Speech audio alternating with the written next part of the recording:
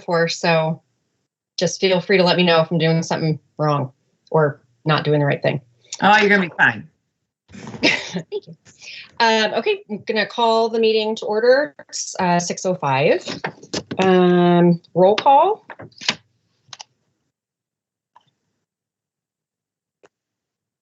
Is that Angie that does yes, that? Okay. Good evening, everybody. Welcome. Chair Wertz is absent this evening. Vice Chair Yant Here. Is here. Tony Bevel is not here at this time. Dorian Leibel. Here. Lisa Patterson, our new member. Hi, here. All right. Lori Zwingli. Here. And Diane Foster. Here. All right, great. Thank you, everybody.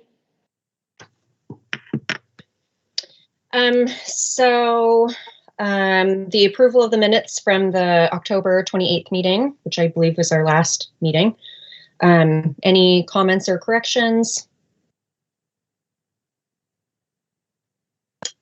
Can I get a motion to approve the minutes from the October 28th meeting? I'll move to approve. Thank you. Second? I'll second. All in favor of the motion, say aye. Aye. Any opposed? Okay, approved. I think the next order of business is welcoming our new member, Lisa Patterson. Welcome. Turning off on the camera. And also welcome to our new police chief, Hanlon. Nice to have you here. On anybody have anything they want to say? No. Okay. On to issues and complaints. Let's see.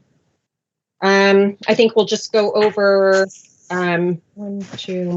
we have a couple of updates before we get to the new business. Captain Carlson, if you want to start that off. All right, first off, for the tracking sheets, just give you guys a kind of an update on the budget. And some of this will relate down to the updates, but per the budget, we have allocated all the money that was in our budget. That went to the light project on, what's that, Sunset in Maine. Also the traffic counts. So just giving you guys a heads up that the money in our budget is all been allocated out. So updates, so 2020-012, funding for public works. That's a light pole project on Sunset in Maine. They are hoping to get that project done in the spring. It was approved by the city manager. They are waiting on the materials to put that light post in. They've been told it's about 12 to 14 weeks out for the material. So it's going to be a few months before they actually start work on that. So any questions on that one? LZ has her hand up. LZ's got her hand up. And it wasn't about that one in particular. It was about budget. I really didn't know that we had a budget necessarily. What's our budget? We get allocated $100,000 every year, fiscal year. The Traffic Safety Committee does? Yes. Well, okay then. Oh, well, thank you. Good to know.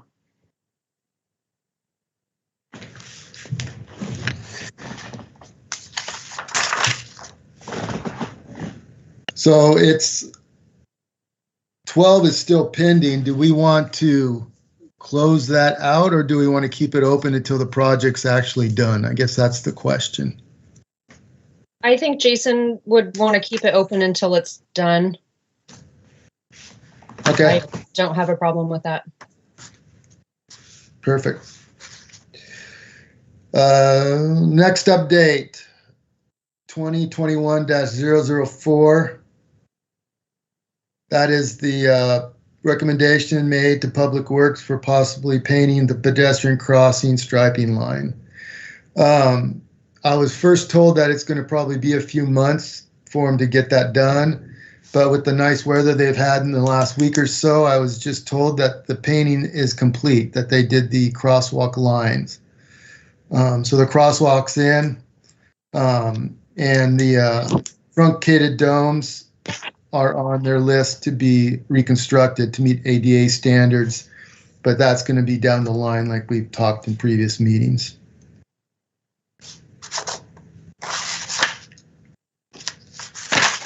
Any questions on that one? Rolling along. 2021-005. City manager approved funds needed to conduct a pedestrian count study from an outside firm.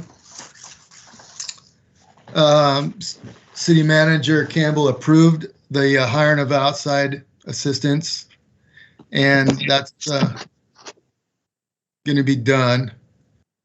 I'm not sure of the timeline on that since it just got approved. So, and that's the old Highway 99 Southwest Crooked River Lane. So when the funding is available to hire an outside firm, that's going to happen. John? Yes. This is Bob. I've got the traffic count scheduled for next Saturday to install the traffic counters next Saturday. So I'll get out there and we'll get it set up. And then I'll contact DKS and get a work order established with them based on the fact that the city manager has approved a ped count. So I'll get that started. Perfect. So on 20-21006, Mr. Galati to provide update on data collection. Has anything happened with that one?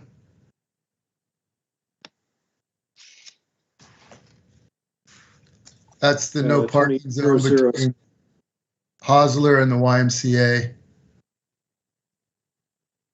We looked at it,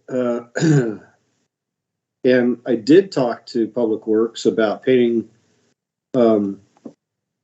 striping, so I'm on board with it. It's up to Public Works to do it. So. All right.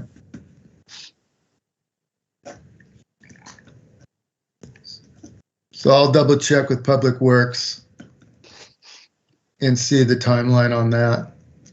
Yeah.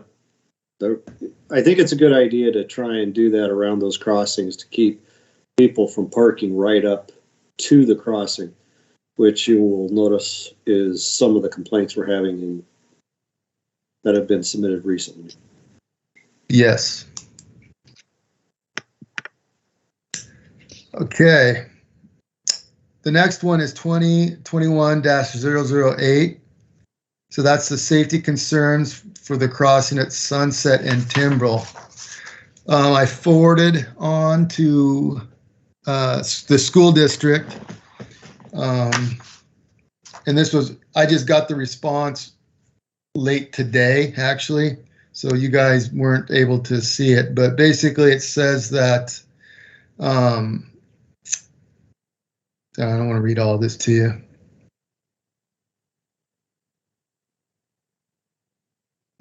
Our transportation department submits supplemental plans on the Oregon Department of Education, ODI, annually, which identify safety concerns. These supplemental plans that allow us to bus students within a minimum distance required by ODE.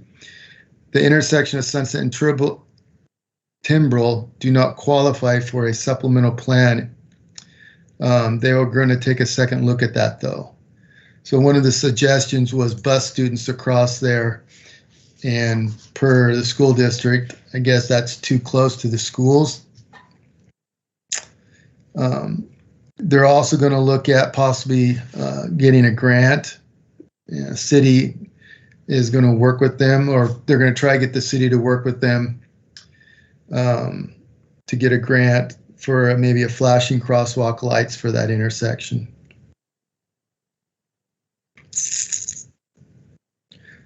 So that's where we are on that one. Any questions on that one?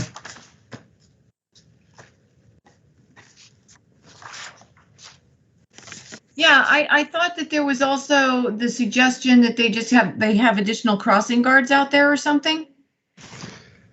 Yeah, What- that was sent to them with that suggestion, but the response I got back did not mention anything about the crossing guards.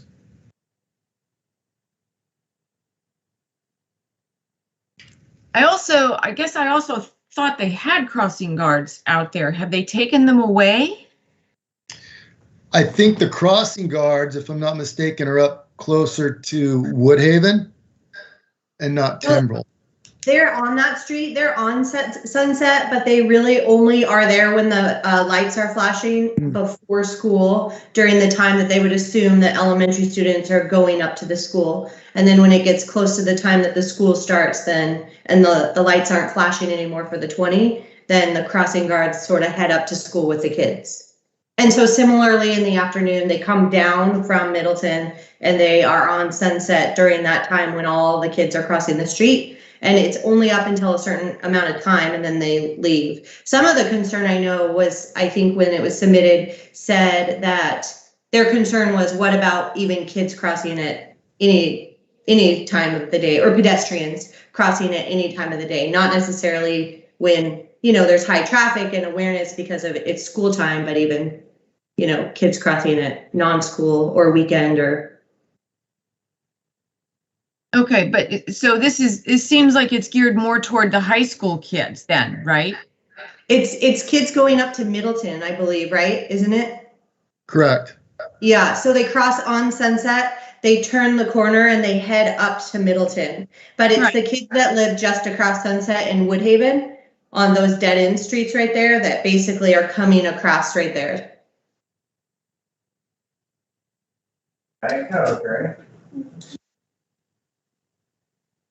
I guess I'm confused about what the issue is, because if we've got the crossing guards there during the time that the kids are going to Middleton, what's the issue? I think that's where I'm confused. So I believe the issue is the crossing guards are only there for a very specific time. And then the kids that are going to school that are outside of the crossing guard times, that's where the issues arise. Basically for cars not stopping. Okay. So John, did I miss the traffic study, the counts, were those taken? I missed whether or not that study was still coming or has been completed for the ped counts. At Timbrel? Yeah. I do not believe we did one at Timbrel. Bob, do you remember doing one there? No, I wasn't authorized to expend money doing a ped count at a crossing. So the question is still out there. What do we do? Mm-hmm. How do we determine what what the need is for the crossing? We do a ped count and we would know exactly how many students outside school hours are making the crossing there, or adults, or anybody else. And that would dictate whether or not it's warranted, because they aren't cheap. Yeah, has there been a like traffic volumes and counts and speeds? Do we know that for vehicles there? Again, traffic volume and that I can do, but I don't have the capacity, the ability to do ped count. That's a different process. Yeah, so, I just am asking because I know in the city of Portland where I work, they if we do any improvement there and we don't have the pedestrian volumes, or if the volumes of the vehicles are too fast or too high, then any improvement would potentially be required that we add a signal, versus it does look like it's a long crossing. So I didn't know if maybe we could switch it, mark the crossing so it aligns with the median on the west side. So that way they'd have a resting area mid crossing. The specific intersection is identified in the capital improvement plan. And so there's a conflicting sort of process here of, do we do a capital improvement plan, or do we do an intermediate plan improvement? What does it look like? And based on what? Like I said, I can run traffic counts, which is easy enough to arrange and coordinate and do. But I can't do the ped counts. To do that, I have to basically contract that out to our transportation engineer consulting firm. And I haven't had the, I don't have the authority just to go to them directly and do that. And I haven't received authorization to do that. Willing to do it, but I haven't got it. I was and just I haven't gotten any type of policy guidance on should we be doing that if it's not related to strictly to school, elementary school kids, which would be a safety concern. Mm-hmm. But if the safety concern for elementary school kids is being handled by school staff crossing guards, then what do we do with the interim stuff for young adults and adult crossings? So there's a policy guidance there. And how do we deal with traffic that, even with the intersection there being striped for pedestrians, and there's signage up that says pedestrian crossing, and people ignoring the signage in the crossing, right-of-way laws? That's bad habits, bad driver habits. And putting up a signalized intersection isn't going to necessarily change those bad driver habits. So it's an increase, a stepped response to a situation. I do not know of any accidents that have occurred at that point between pedestrians and cars, or cars and cars. I think Captain Carlson will be able to provide that information. But again, I haven't received any policy guidance on what I should be doing with it.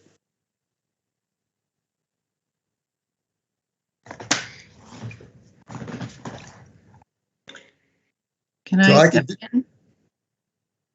Go ahead. So I would love to see some follow-up with the school about the crossing guard staying until 8:15. I don't think that's that to me seems like a no-brainer. I don't think that should be too difficult, and that's not going to cost anybody anything because they're volunteers. So just keep them there for, until 8:15.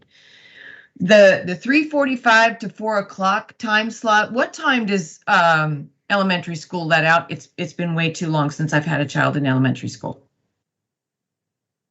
Anybody know? I think from memory, mine are in high school, but I think 2:20-ish to something. Okay. So it doesn't sound like there's a whole lot of difficulty after elementary school getting the little guys across the street. I'm wondering if this is more geared toward the high school kids trying to come out of high school and then go home into that neighborhood, or doing I see a lot of runners. My son does Dungeons and Dragons after school. I pick him up at 4:30 and there's always a group of kids running around. So I'm wondering if the concern is geared more toward that in the afternoon. And would it be difficult to ask the high school to organize some sort of volunteer, the school district to organize some sort of volunteers there to be there at that point?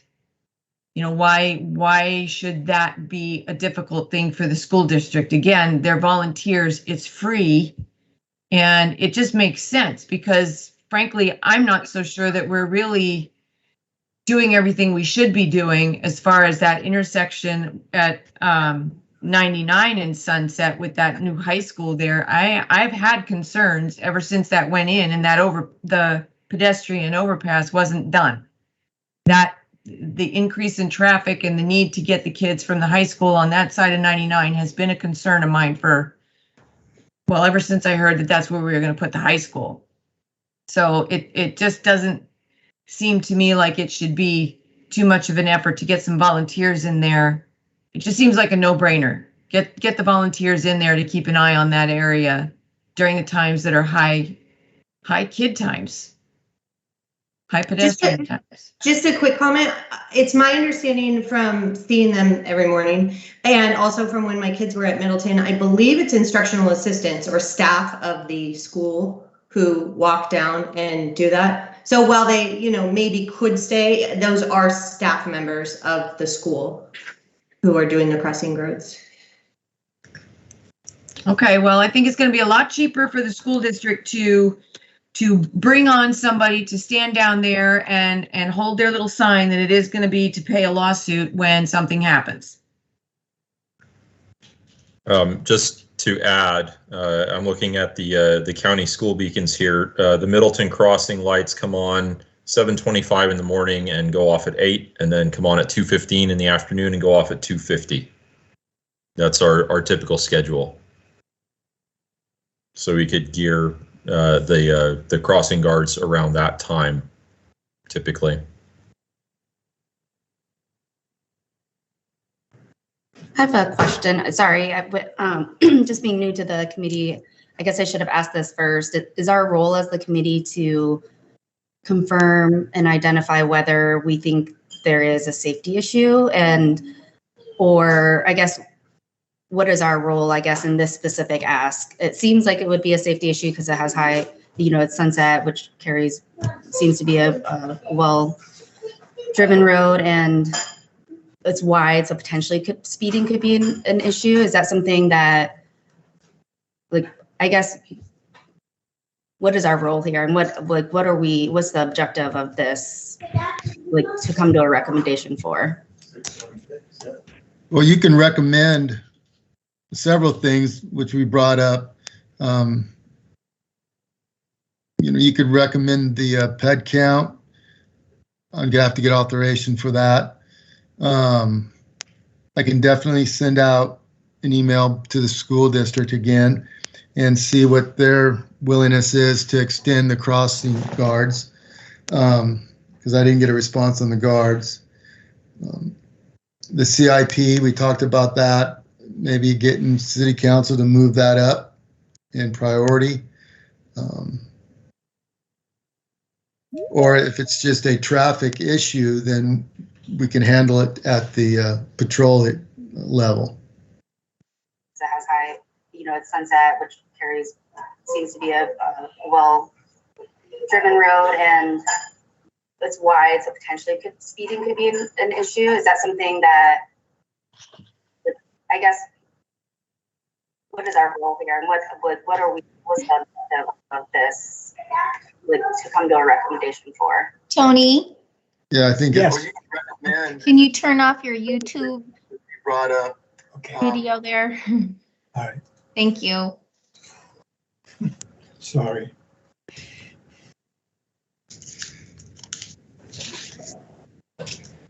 I guess for me, my question, I guess, then goes back to, I think it could be a safety issue just by knowing the volumes and speeds, unless John or others know that no vehicles, abide by the speed limits at that time.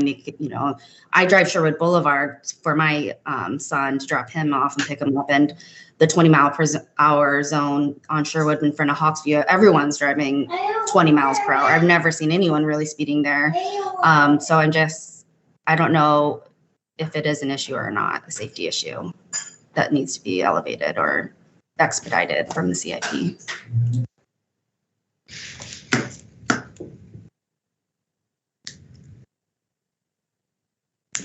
So I would point out that not necessarily just the drivers, so much as, kids darting and not being aware. Even if the driver is going the speed limit, if a child darts out because they don't understand, they don't realize, it's still a safety issue, and you can still have just as detrimental an outcome that way. And so I think that it just seems to me that if the concern is to have somebody there until 8:15 instead of 8 o'clock because you've got some straggling kids, or 3:45 to 4 o'clock, it just seems like an easy fix to have somebody, a crossing guard there. I can definitely reach out to the school district and see if they're willing to do that and get back to you next meeting. Is that what we want to do? Sounds like a good place to start.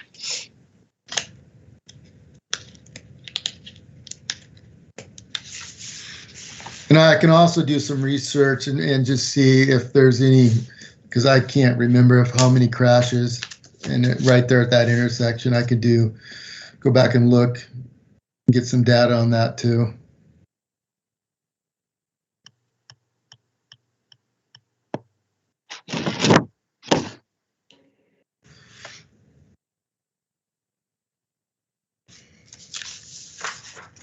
So is that going to be a motion?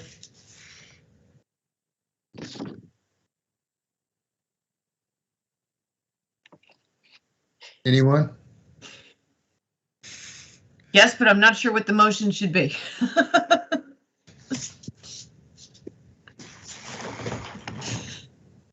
I move that you, that Captain Carlson gets in touch with the school district again to see if they would be willing to put a crossing guard out there until 8:15, and if they would put a crossing guard out there from the hours of 3:45 to 4 o'clock.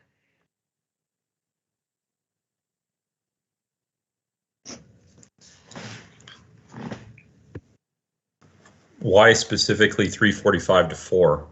Is that because of the high school kids? Yes. I got you. So with that, I mean, I'm just thinking out loud, but then that would be somebody coming from the high school then down to there to do it probably, because by that time the staff at the elementary school are off. Like they get done at 3:30, just thinking out loud.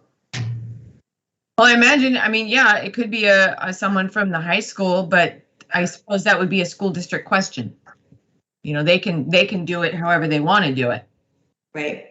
My one other thing, sorry, not to be a naysayer, but just to quickly, I know that the entire school district and every school district right now is having staffing issues. So that is my only concern, is that, you know, not like a lot of jobs, but even, you know, they're having a hard time even getting people in their classrooms and all their positions filled. So that's my only hesitation, that could potentially be a response, you know, that they're just not at full capacity. They might not have the resources.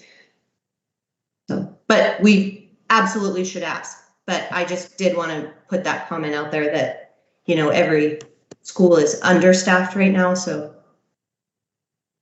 And the school district did mention about trying to get a grant to get like a flashing pedestrian crossing light there. So that's something worth asking what the timeline would be for that, because that would be great if they could get a grant to pay for that, because I think that would be helpful.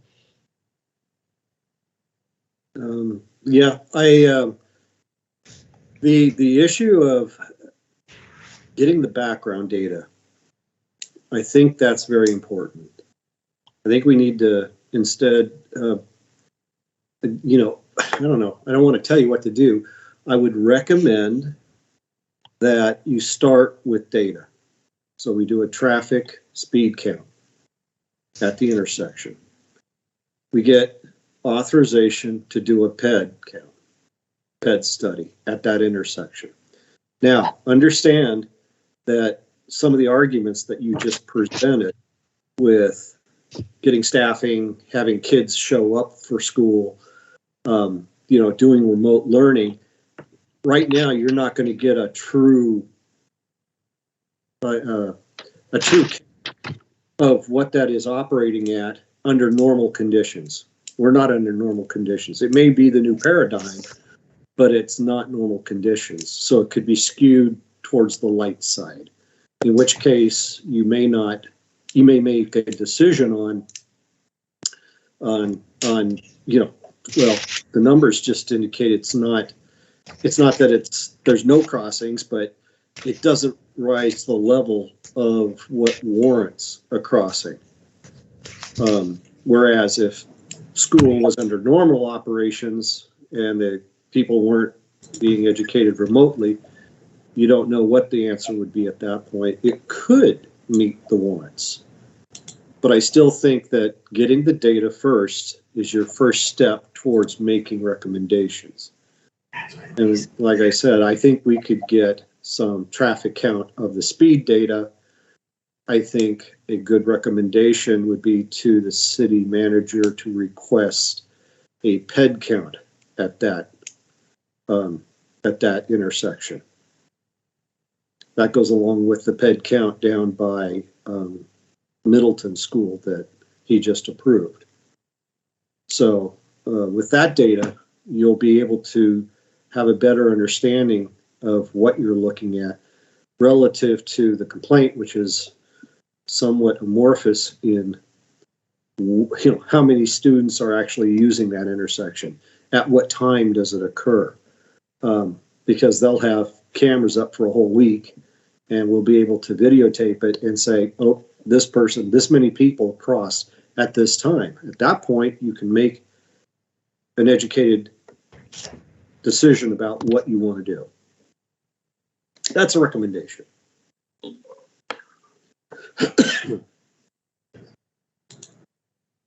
Thank you. I was going to agree. I think if it seems like we can do a traffic speed and count study without getting approval or authorization.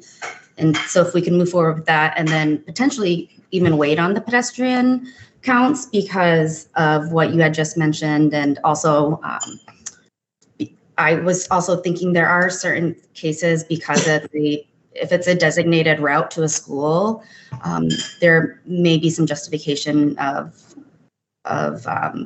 additional improvements because of that. And so I don't know, I think talking to the school and looking at crash and speed and count data definitely should be our next steps, and then maybe holding on the ped counts. And I'm curious too, does the Sherwood or does the city work with Safe Routes to School at all? Hey, are we gonna stay up really late? They have, I know Archer Glen did a safe route to school day. It was before COVID, so it must have been 2019. And that was just kind of getting started and getting going when COVID happened. So I haven't heard anything more about it, at least at Archer Glen, since then. One thing. How much does this study cost?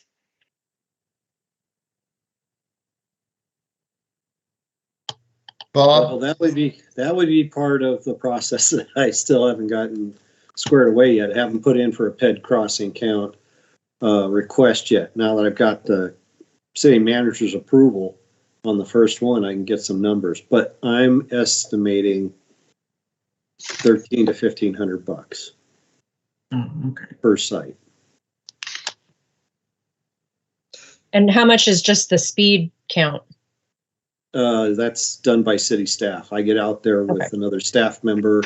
We have the equipment. We set it. We take it up. It's city staff time. The person who would be with me would be overtime, but it takes us about an hour to set up, hour and a half on these two locations. My time, I'm sorry, I don't get paid overtime, so it's just what I get paid. So I have to do what I have to do. So. I'm free. Sort of, not really. But we can do that. I have, like I said, the Middleton Elementary School crossing down there. The complaint about that one and trying to do something. I've already set up for installing the traffic counts for next weekend, next Saturday. So that one's going to be going on for the next week after that. So getting this one installed, maybe we could knock two birds out with one stone. Since I have to come in, we just put up and do this location on Sunset and the old Highway 99W. So there's one thing I would like to add, if I may, for the captain. If you're going to be going to the school board or the school district, it would be a simple matter to add time to the school beacons if you want to have an afternoon, high school crossing time, and just turn the school beacons back on. They're 120 volt beacons, so they can run however long we need them to, but obviously we don't want them to run forever. So that's an easy program to add, and that might help that time frame when the high school kids are coming and running across the road to slow traffic down a little bit. I can definitely add that. Yes. So do we want to motion? I guess that's quite a few things in one. Do we want to do a motion to have Captain Carlson talk to the school district about crossing guards, bringing up the grant, and adding beacon time at the middle school and high school crossing times? And then also we want to get a speed count and a ped count. Is that too much for one motion? That's a lot. I think that covers everything that we want to do.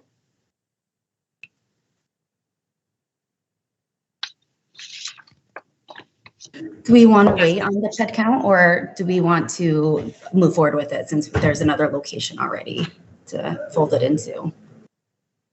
It sounds like it makes sense since there's already a location that they're going to be at. If, like Bob said, if we could kill two birds with one stone, that would be nice. Mm-hmm. So would anybody like to motion that?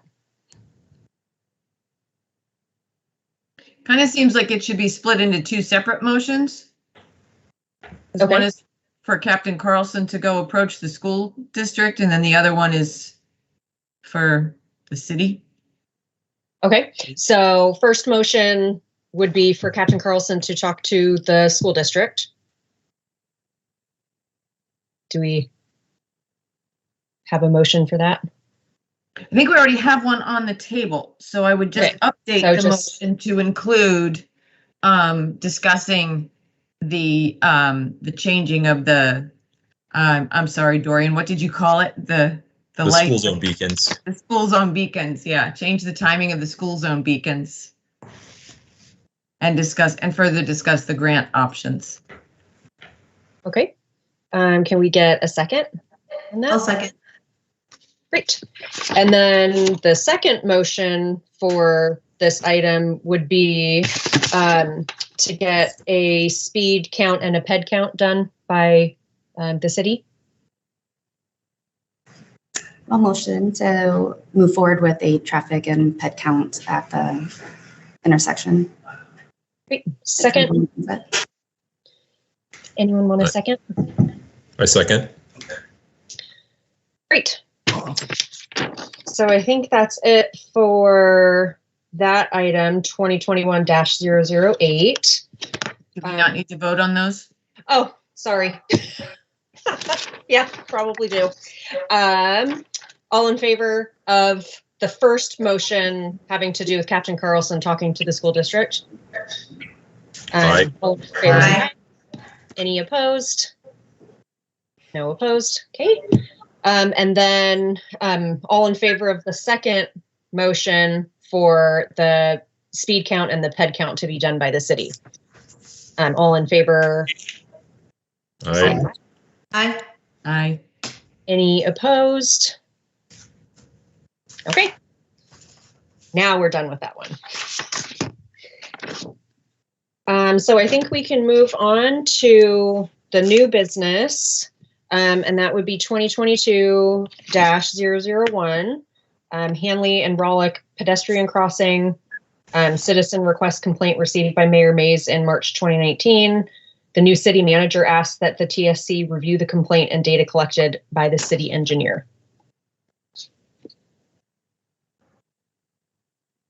And in our meeting packet, there's all kinds of pictures and information regarding this.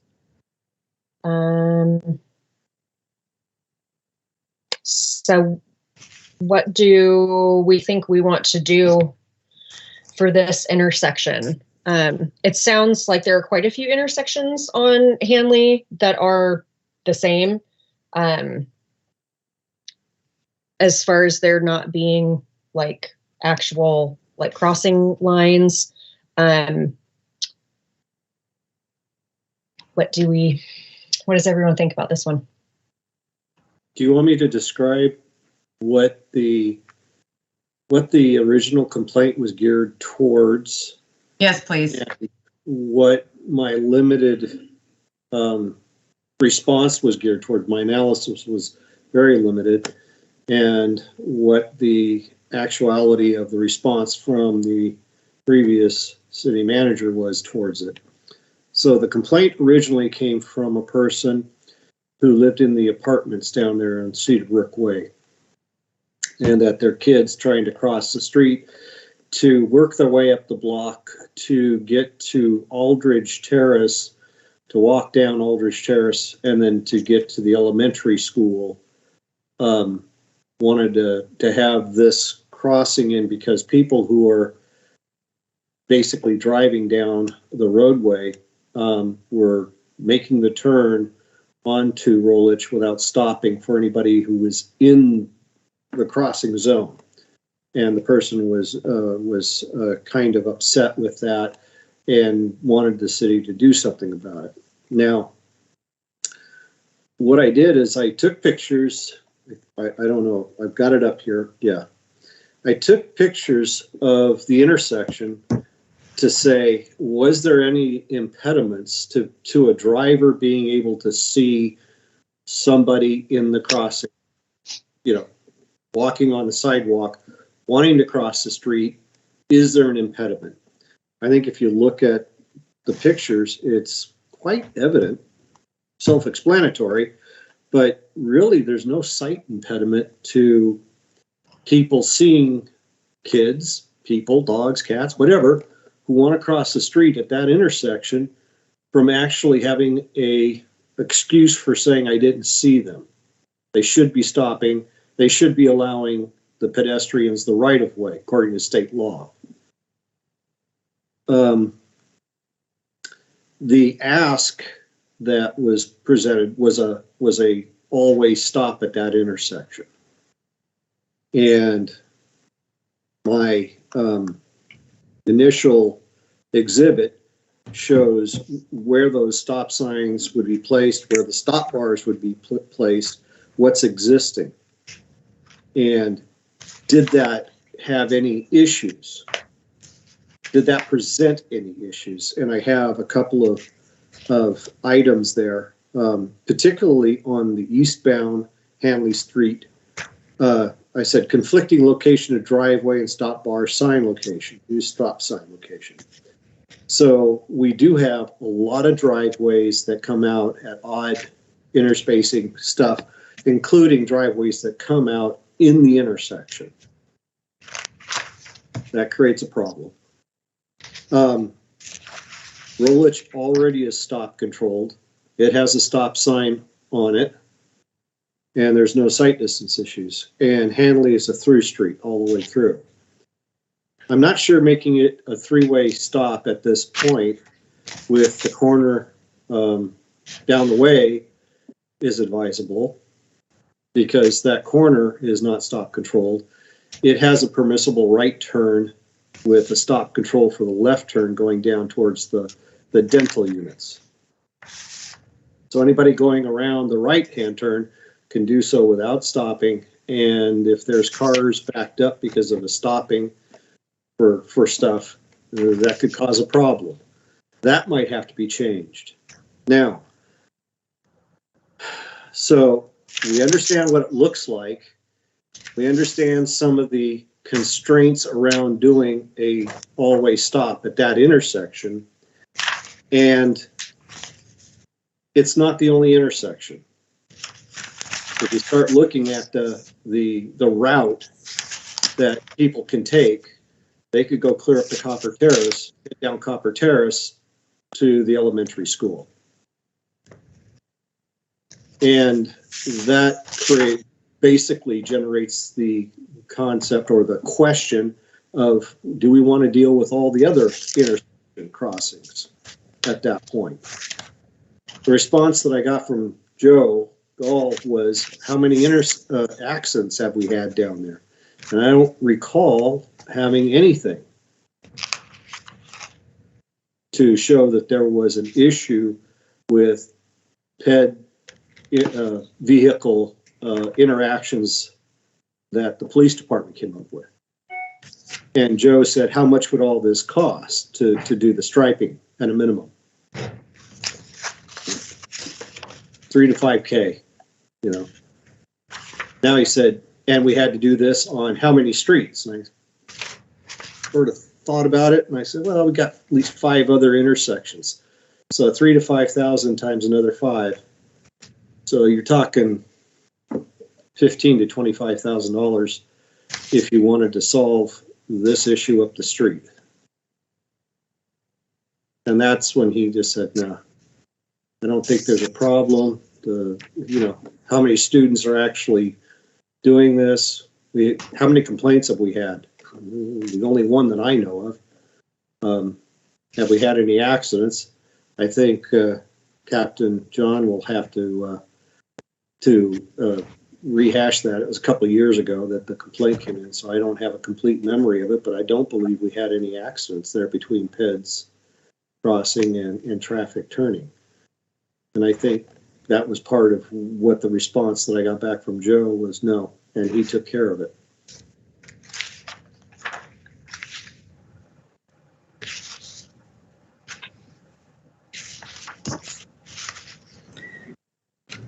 I'm curious, since this was 2019 and the high school wasn't open then, it does seem like one of the few east-west connectors there. I wonder if the volumes again or speeds might have increased since then, and maybe it wasn't as big of an issue then, but it could be. And just I think the speeding issue is a separate issue. Going up and down Handley is a different issue than the turning on and off Handley, going down Rolich and Aldridge Terrace for student drop off at the back trail for the schools down there, where they can cross into the activity fields from the back of the school. I think those are two different issues. I think the volume on Handley has gone up considerably, yes. I think that parents who are dropping students off or students trying to get to the school are using the alternative routes going up, I forgot the name of the streets. Anyway, the side streets that head up towards the school as well, and they're trying to drop people off there. That's a volumetric increase. I'm not sure about traffic speeds there. I haven't done a study on it. I can do a study on the traffic volume and speed on Handley. I think that would be a good idea. I think that's something we should do on all our collector roads, is have baseline data, how this stuff is working, and keep that accurate so that we can determine things. But that's on me. But I'm not sure that what is being requested at this particular location is a standalone. I think we would have to look at the entirety of Handley Street with all the intersecting roads and come up with a solution for that. And it's a one-off from what you're doing. Well, right now, aren't there about 4 stop signs on Handley? There is a 3-way stop control at Aldridge and Handley. So Handley going up and down both east-west directions. There stop at Aldridge Terrace. But I get a lot of complaints about people just ignoring that and driving right on through, even though it's clearly signed, stop controlled. So there are some certain things that questions come up to, well, how are you going to stop that? Signage doesn't seem to work. Okay. Rebuild the road, put bump outs. What do we do? That gets to be that's a different issue. How do we deal with pedestrian movement, interacting with car movement?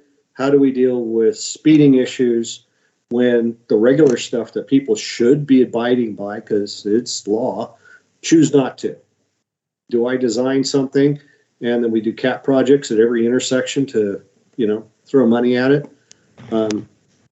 That's a discussion that's way above my pay grade at this point. It's good questions, but it's not something I don't believe I can deal with at this point in time. Well, you would think with that number of stop signs already that people will get it into their head that, hey, maybe I should be going slower in this. There's a school here. And that's driver behavior, right? You would think that driver behavior would be such that we wouldn't have speeding at all, or that we wouldn't have people blowing through stop signs on a regular basis. And we know that's not reality. So how do we adjust people's attitudes? Education. We do education, we do enforcement, and when we can't get something that type of compliance because of a physical limitation, such as a turn, a curve, vertical curve, or something else, then we go into engineering to try and slow them down so that we can actually control it better. But that's the last option, is to do a physical alteration, because that's the most expensive. Let's see if we can do something, education wise, tell people, here's the problem that we as a city are seeing. Here's how you can help us, community, help us, because apparently it's causing a problem and it's a safety issue. And see if we can get people out of the goodness of their souls to slow down and obey our laws. And if that doesn't work, then the PD may have to get involved and do some enhanced patrols to get the point across in a more profound manner before you engineer your way out of it entirely. So just real quick, from a police department standpoint, this is probably 2018, 19, around there. We have one radar trailer that does collect speed data. We put that out there, I believe, for a month. And at the end, we looked at the data and we determined there is not a speeding problem on that street. I don't think there was maybe 5% of the traffic was going 10 plus over the speed limit. Most of them were going at or below, actually. We've done quite a bit of traffic enforcement up there, and I think it's more of just a visual effect as opposed to an actual speeding effect. But from our standpoint and the data that we collected up there, again, this is from 18, 19, there is not a speeding problem. So.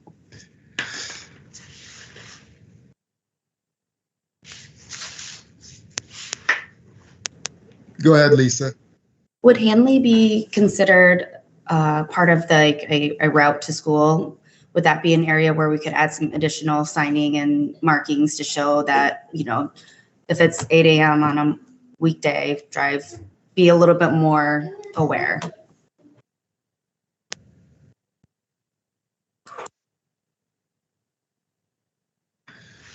For slowing down? Yeah, just if it's, a direct route to, I guess it was a direct route to the high school and then also to the ridges. Or is it not close enough to do the actual school zone signing? I don't believe there's school zone signs on there. I think it might be a little too far out of the way. I can tell you, since the new high school has opened on Swanstrom, especially, traffic volume has increased probably 80% for parents going up there and just dropping kids off. And that's probably 99% of the complaints that we're getting now is just basically the traffic volume as opposed to any kind of speed issue. And that could be a result of the volume of cars. They just can't speed. But that's what we're getting now. And I believe on Hanley, there is a lighted speed sign at the top and towards the bottom there that the city installed that give a reader read your speeds. So Hanley is pretty well marked for speed.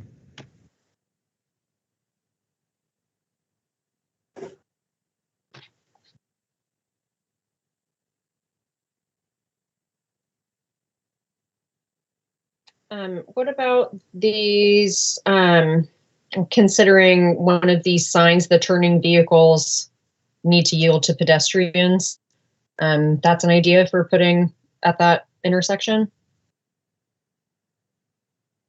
They can be put up, yeah. I don't see a problem with that. Do you think it would be helpful in this case?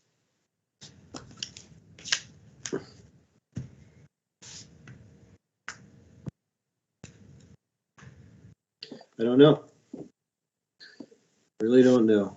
Typically, there's not a visual corridor issue.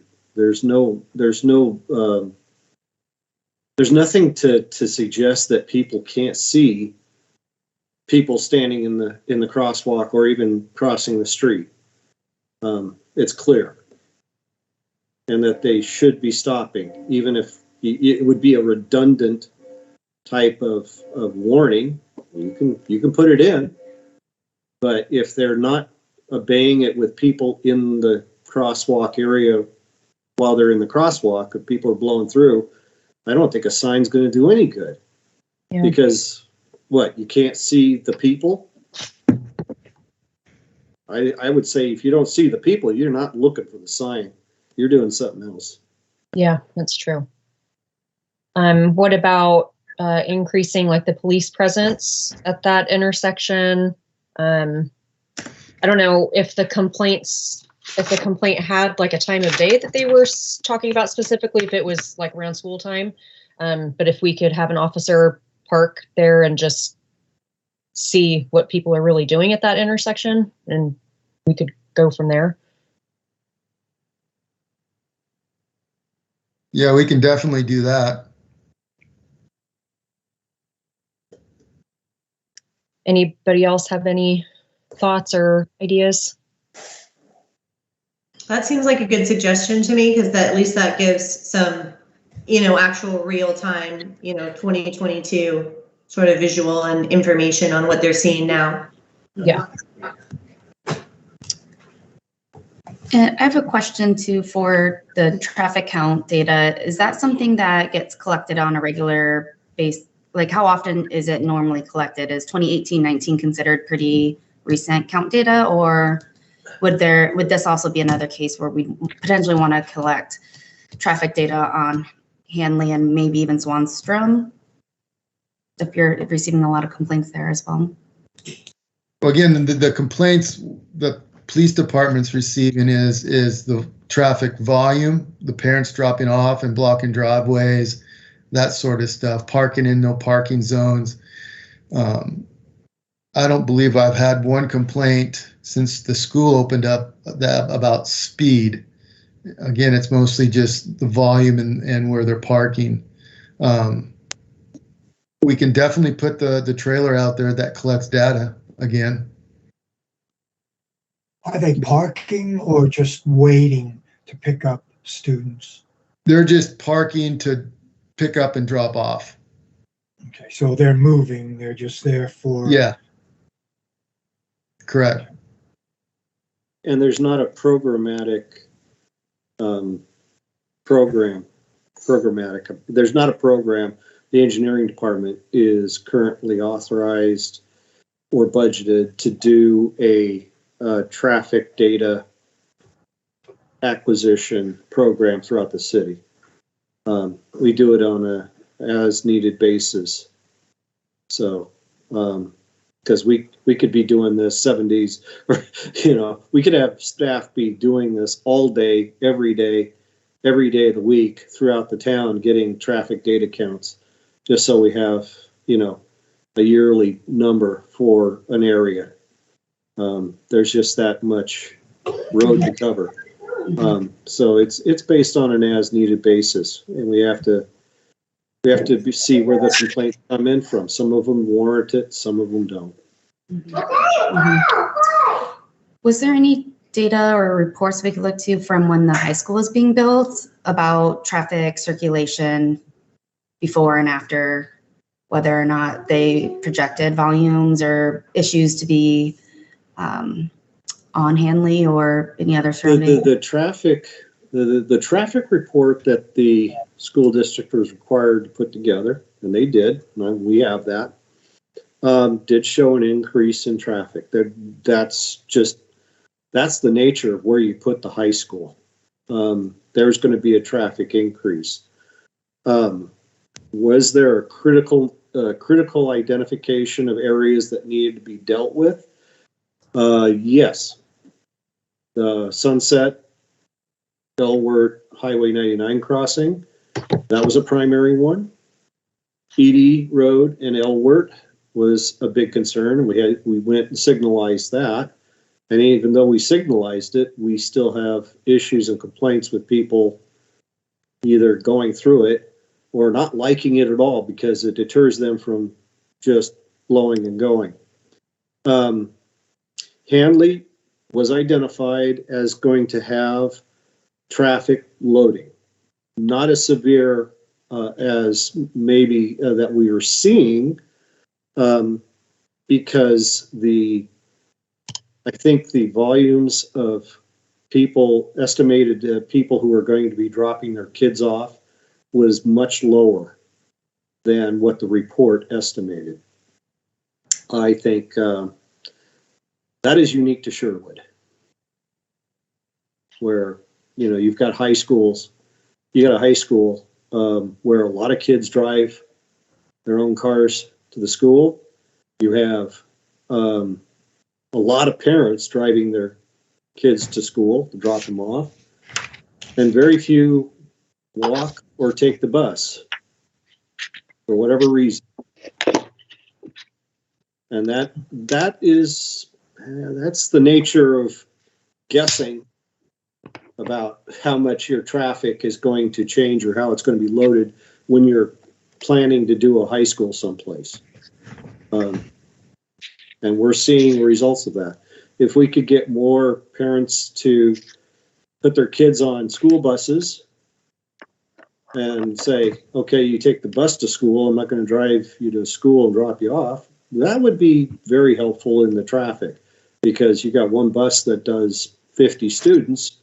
Even if you take and say you've got half of that, that's 25 trips, 50 trips round trip that are taken off that roadway system. But that again that's a trade of the parents. You can't dictate that. You mentioned COVID earlier. It'd be good to know how many parents are dropping their kids off because of that. Because of COVID, and would it change after things hopefully get back to normal, or more kids taking the bus? If you think about COVID, these kids, the parents drive them to the school. They get out of the parents' car, they go into the school and they mix it up with the students who would be riding the bus anyway. Yeah, it's true. So that is, yeah. If they were going to different places and stuff like that, if it was a diverse spread afterwards, I could see where that would make a sense, where a parent drops a kid off, he goes off in a different direction than every other student that gets dropped off. But they all join the same mass inside the school. So whether they're on the bus or whether they're joining at the front door, it's basically they're at the front door. And then once they're inside, they're all in the same environment. So this is really a personal choice preference for parents and how they want to do it, and how that interacts with the school district. That's my perspective as a engineer working for the city, looking at it. Typically, when the weather starts warming up too, then the traffic will decrease just a little bit because more kids want to walk or ride their bike. My own kid goes to Sherwood High School, and as soon as it starts getting warm, he's got an electric bike, and he doesn't want mom to give him a ride. He doesn't want to take the bus. He takes his bike. Yeah. Or he gets a ride with friends. That too. Yeah, there's a lot of that going on as well. Yes. But as a school district goes, there's a lot of kids who drive their own cars. Yes, there are.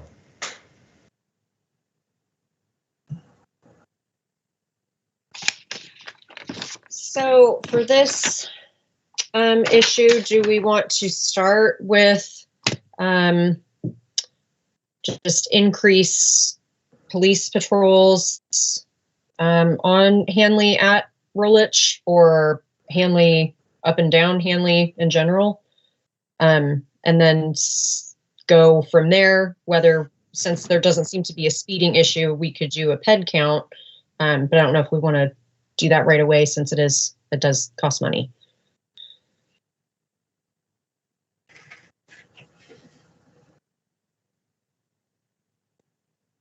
I think having the police presence there would be a good way to start and try to re-educate people. Okay. Can I get a motion for asking Captain Carlson to increase the police presence on Hanley? Are we going to have a specific time frame between 8 and 3:30, or 7 and 3:30, or just random?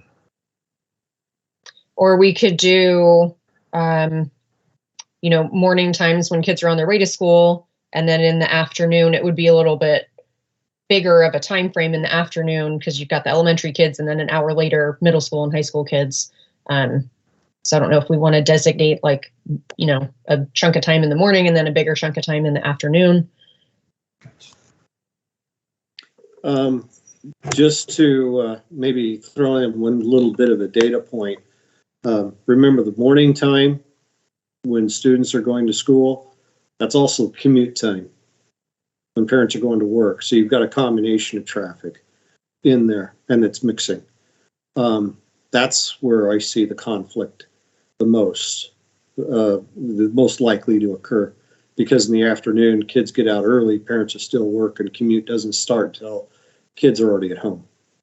So I'd leave it up to the captain to figure out, he'll deal with it, but I would say that your morning commute interaction is probably where you're going to see the most possible violations. That makes sense. Yeah, I could focus the patrols in the morning while the kids are coming or going to school, and again in the afternoon when they get out. That would be great. So can we get a motion for that?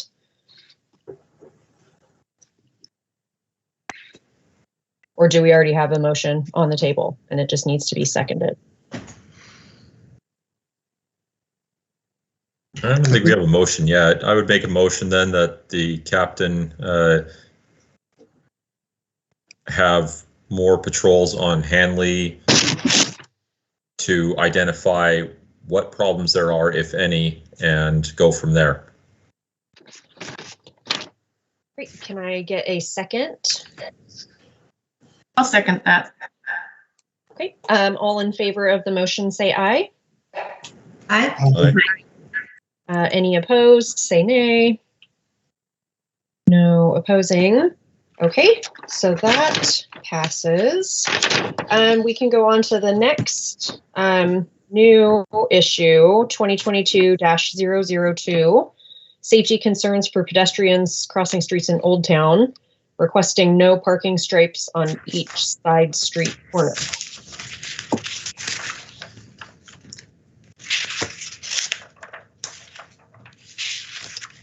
And I know we did get an email with Bob's explanation of what he thought about this. Bob, do you want to go over that? Okay. Generally speaking, Old Town, it depends on which streets are connecting to which streets. The street that they stated, Park or even Main Street with a side street, basically that's local to local.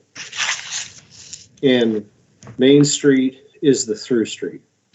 So it's because most of the side streets there are at T intersections. So the side street, first, second, third, would have to stop for those people who are coming up, either Main or Park. So putting it in as a three-way stop doesn't make sense to me because they're low speed, they're T intersections of local to local road, and it's basically where the existing traffic laws dictate how drivers are supposed to approach those intersections. Now, the second part of that is parking near intersections, whether it's downtown, Old Town, or even in the new subdivisions we have. There is a requirement for a clear vision zone on intersections that is placed upon the property owner, where they can't put anything that would obscure the vision of a driver that is measured from the intersecting curb line intersection, 25 feet back either side. Now, if that was implemented, then say you've got a 10 to 12 foot pedestrian crossing zone, and you would have another 10 to 12 feet behind that crossing zone where no parking should occur at all, because it's within the clear vision zone of a car trying to make the turn. And what I see in Old Town is basically people ignoring that standard. And they park as close as they can right up to the crossing or right up to the corner of the stop bar where the stop bar is located.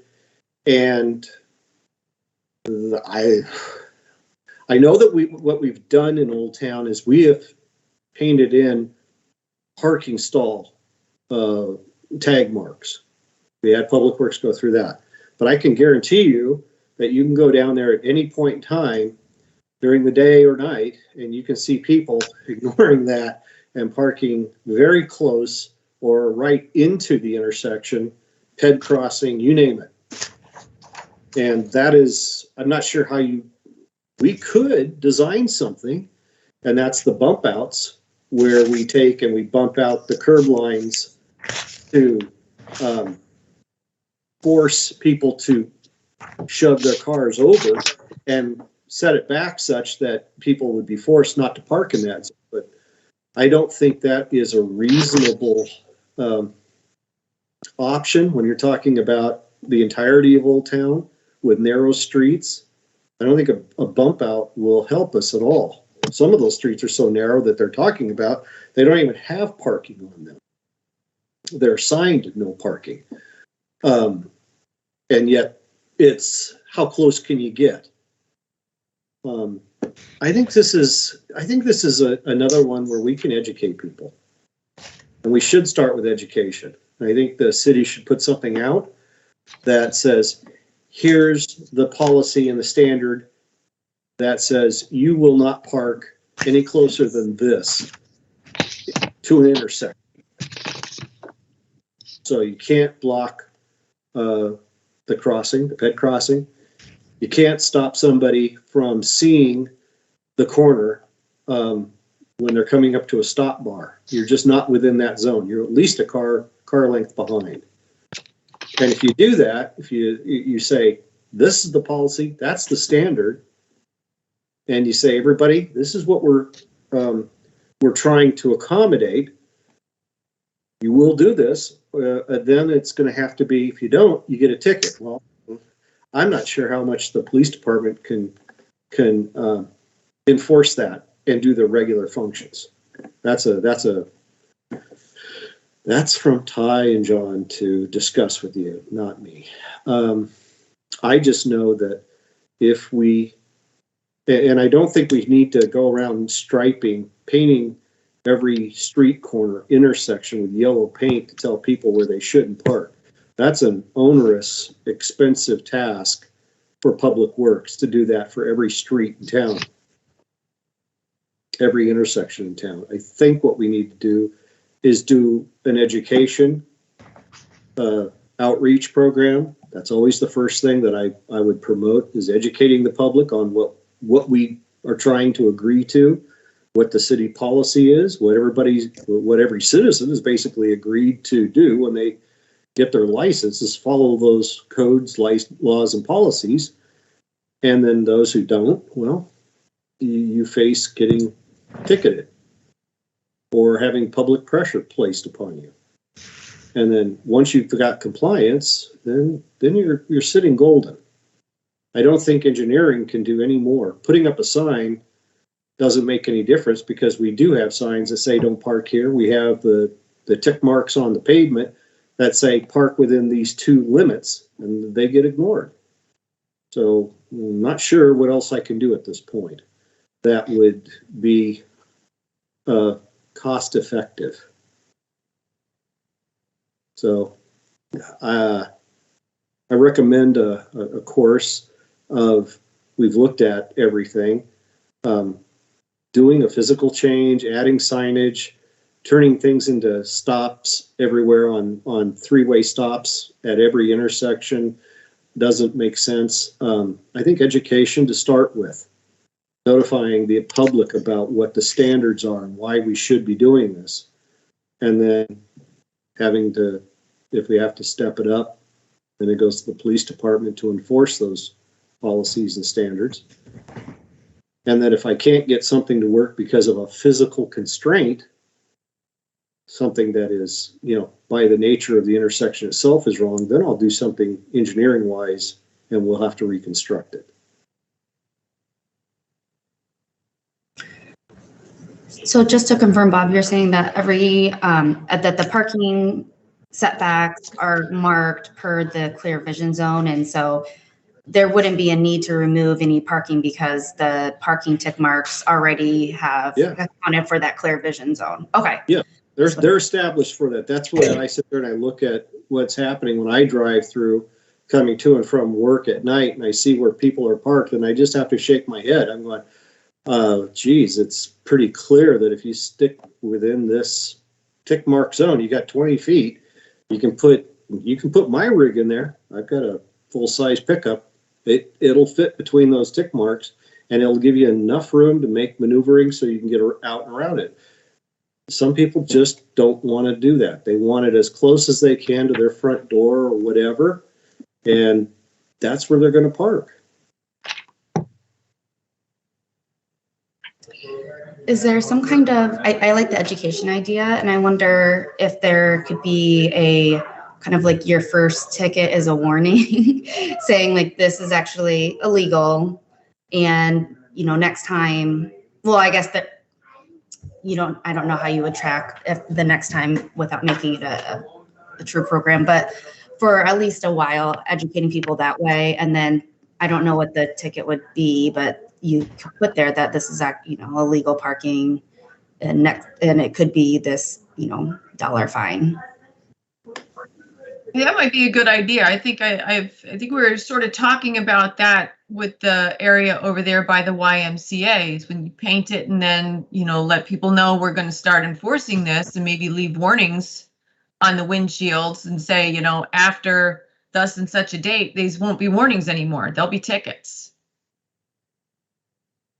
And you could publicize that. You could put that in the Archer. You could put it on the website. So you could blast that and give plenty of notice.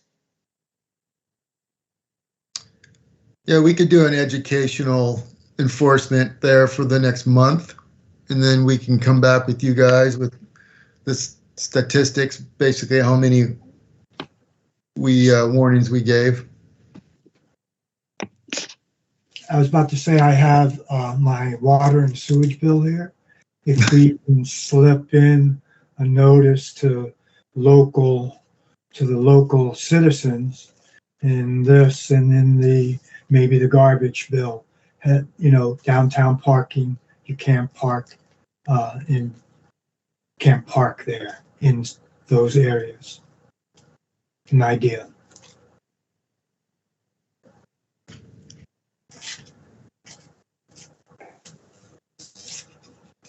So do we want to do a motion for, let's see, educational enforcement by the police for a month, and also asking the city to get the word out what the issues are with parking and pedestrians and all that in Old Town, and then see what kind of feedback we get from that in a month or so?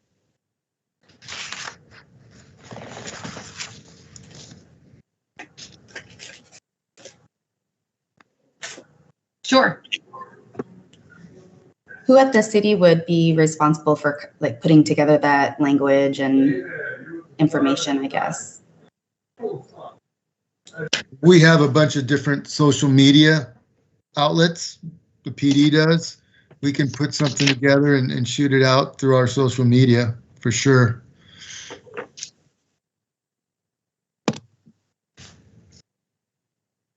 Yeah, the social media is getting a lot more active and is getting a lot more followers now too. Yes, it is. Yeah.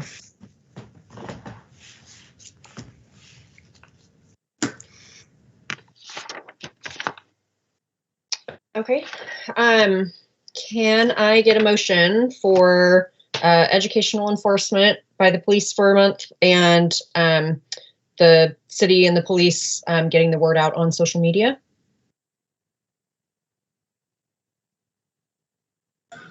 I'll motion. I don't know if you want me to repeat that or not, but educational enforcement for the next month, and then having the city and police do an educational outreach program through social media and letting folks know about the parking restrictions. Okay. Can I get a second? Second. Great. All those in favor of the motion, say aye. Aye. Aye. Any opposed, say nay. No opposing. Okay, so that is it for 2022-002. And then we will go on to our last new issue, which is 2022-003, the three-way intersection at Park and First Street in Old Town. Concerns with no stop signs and parked cars, which I guess this kind of goes, it's almost the same issue as the one we just voted on. Just issues with parking and pedestrian crossings in general in Old Town seems to be an issue. So do we, does anybody have anything that they want to say, any opinions or thoughts? It seems to me that what we just did in 002 addresses the issue in 003, other than for the stop sign, but that I think we do what we did for 002 first and see if that helps alleviate 003. Okay, so maybe just not doing anything right now on 003, see what happens with 002, and maybe once we get feedback on that, talk about this if it's something that needs to be talked about. Yes. Okay. Do we have to do a motion for that voting? Anything? Probably cover our bases. Okay. Can I get a motion to just hold off on any actions on 003 until we get feedback on 002, since it's just it's almost the same issue. So moved. Thank you. Can I get a second? Second. Great. All in favor of the motion, say aye. Aye. Aye. Any nays? Nope. Okay. So that is it. And that's it for our new issues. Now we can move on to committee comments. If anyone has anything they'd like to talk about. Sorry, I don't mean to, I know it's already 7:30, but for that last one, there was the parking issue, but I was just looking at it in Google Maps. So it's a T intersection, but it's not stop controlled at any direction. So is that something where we would add a stop sign at first, or is that implied? Is that a safety concern? Again, they're both, the downtown street sections down there, the intersections are basically low speed, local to local road intersections. And that type of intersection is throughout the entire city. Okay. So I don't recommend doing it in the downtown core area for the basic reason that traffic driver law, the through road has right of way, has priority, and that it's low speed. There shouldn't be any issue with people not being able to see the car come up, not being able to allow it to go through, and following through in a safe manner. I think that if somebody's making a U-turn or a donut out in the middle of the intersection to go back in the opposite direction, show me that in the driver's manual and then spank them for not following the driver's manual. I'm sorry. A little bit of Southern Oregon humor there.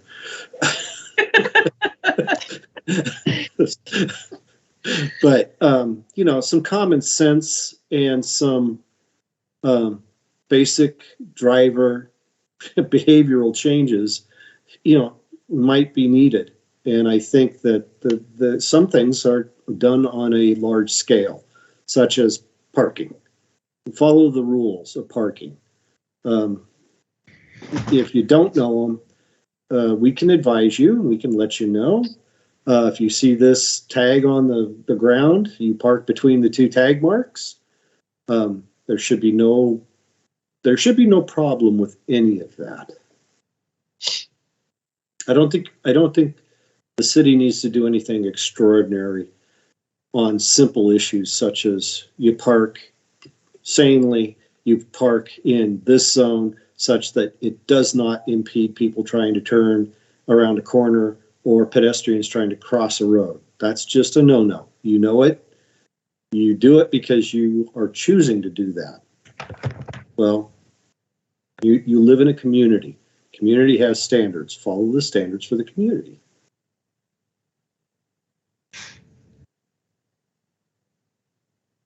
And I'm off my soapbox. Sorry. Any other committee comments on anything? Yeah, I got it. Go ahead. Sorry, just a quick kind of observation. Again, I commented that my 3 are all at the high school right now, but I was curious, the roundabout by the high school and the school zone for the high school is really, it starts before the roundabout and then it ends just after the roundabout.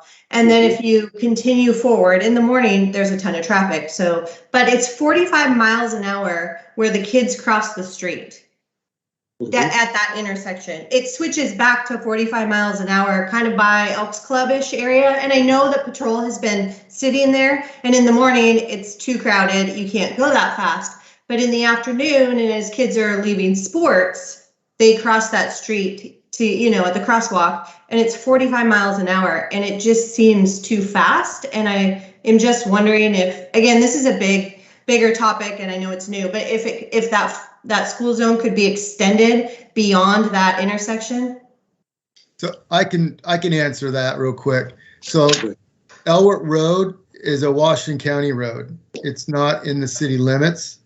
The PD has reached out to Washington County. They're aware of that. They're aware of the signage.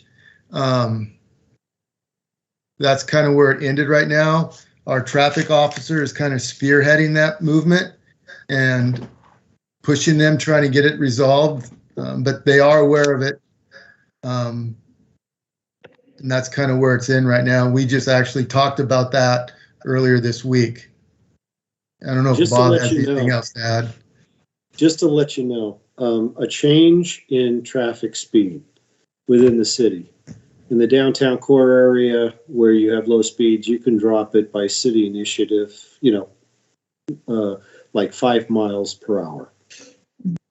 That's in the downtown core area. Where you're talking about out here on Elwart and some of the county roads, the county can't even change the speed on its own initiative. It has to put in a request of the state traffic engineer.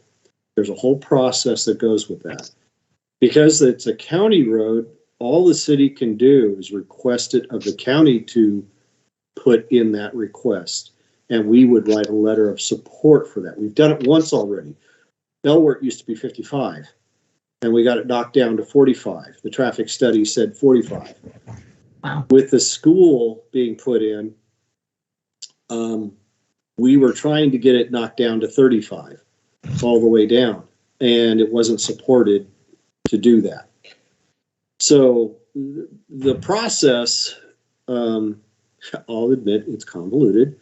Sometimes it doesn't make any sense, but this is so that this is all predicated on a past history of municipalities establishing speed zone things on their own and basically creating speed traps for ticketing purposes.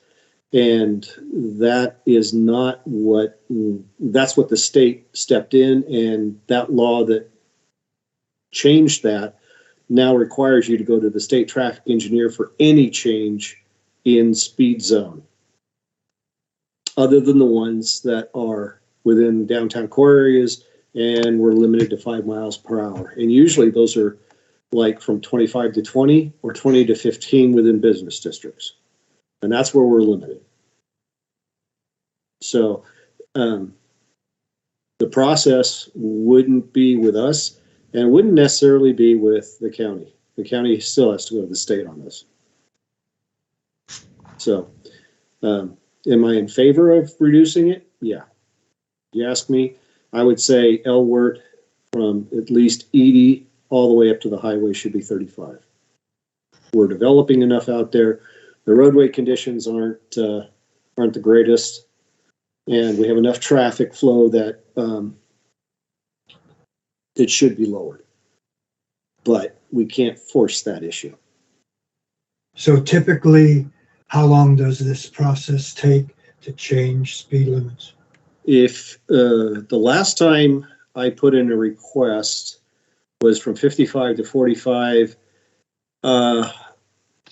if memory serves me correctly, it was like between 8 and 11 months to get it through the state process, because the traffic engineer, the traffic section has to, first they get the request, then they establish whether or not they support the request. Then they go through and do a traffic analysis. The traffic analysis goes to several state boards for review, for acceptance in meeting standards and criteria. Then the state engineer, traffic engineer, issues a reduction in speed that gets implemented by the local jurisdictional agency with new signage.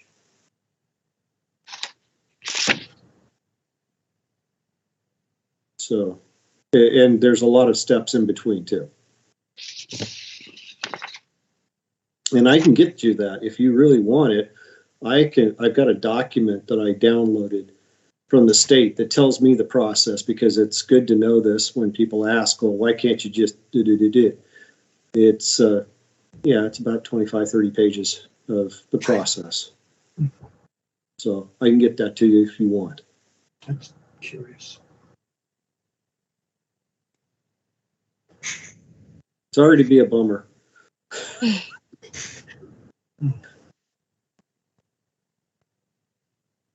Okay, any other committee comments? Yeah, I have a couple. Tiffany, great job taking over for Jason this week. Really, you did a great job today. Lisa, great to have you on the board. Just a heads up to everyone on the board that the new House bill that went into effect, I don't know if you're aware of it. So because of that, we're moving to Zoom next meeting. We're off Teams going to Zoom. So look for some emails from Angie in the upcoming month. We're going to be switching over. Should be an easy, seamless process, but just giving everyone a heads up that we're moving to Zoom. And that's because of the new House bill. Last thing I got is Captain Hanlon, our new chief, hung out with us for the last hour and a half. Chief Hanlon, you got anything you want to say before signing out? He's not asleep. Yeah. Here. Hey, real quick, I just want to extend my thanks for all you guys that are volunteering and taking the time out to do this. This is a big deal. This is so important, and I really appreciate it. I've lived here for 27 years in the city of Sherwood, and all my 3 boys have gone through the school system. And we didn't have this opportunity or this avenue to express our concerns way back when. So livability and traffic has always been probably number 1 and number 2 in both the agencies that I've worked for. And so I know that we take it seriously. Unfortunately, I think as you've heard probably on your time on the board, and Lisa, as you've probably been a community member here, that we just can't be everywhere at once. And so, you know, being creative and thoughtful about things we can do to slow people down and to educate drivers, I think is really important. So again, I really appreciate you guys taking the time and, you know, just addressing and tackling these issues as they come up. And you know, the chief job has a lot of boards that I am learning about. I knew they were out there, but you know, they I've been on a lot of them here in the last few weeks. So I will be available. If I'm not here, you are more than welcome to reach out to me as well if Captain Carlson is gone for whatever reason. So again, thank you. I don't want to take up any more time, but I just wanted to say hi. Welcome. Hi, Chief. Okay, do we have any citizen comments tonight? We do not have any citizen comments tonight. Okay, then if there's nothing else, I think we can adjourn the meeting. Is there anything special I have to say to do that? I don't believe so. Okay, well then at 7:42 and the meeting is adjourned.